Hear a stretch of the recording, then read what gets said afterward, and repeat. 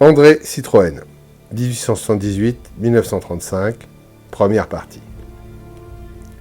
Le célèbre ingénieur et industriel français, fondateur de la marque automobile qui porte encore son nom, fut aussi un génial inventeur. L'industrie automobile lui doit de nombreuses innovations, depuis la 8 chevaux jusqu'à la traction avant. Il est aussi l'importateur en France du procédé de travail à la chaîne.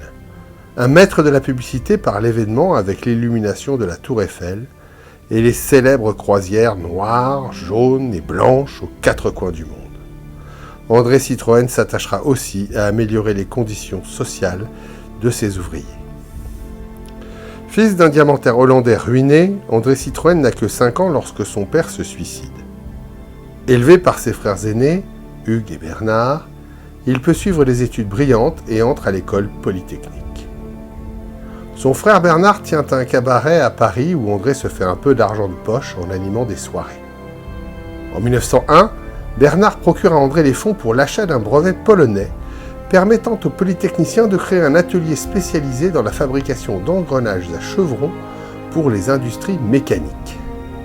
La modeste entreprise de sous-traitance ne compte alors que 10 ouvriers.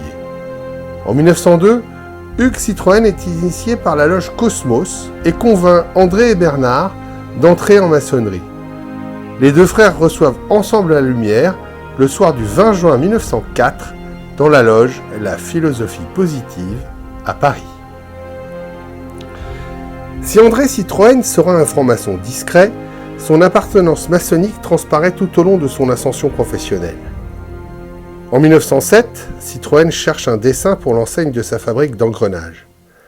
Il trouve l'inspiration dans le symbolisme maçonnique en inscrivant une équerre penchée dans un cercle, un symbole qui, de manière stylisée, figure 2 chevrons l'un sur l'autre, principe mécanique de base de son engrenage. L'année suivante, la Société des automobiles Morse l'embauche comme directeur général. Cette entreprise sur le déclin bénéficie cependant d'une exclusivité avec l'État pour la fabrication et l'installation des panneaux indicateurs sur les routes de France.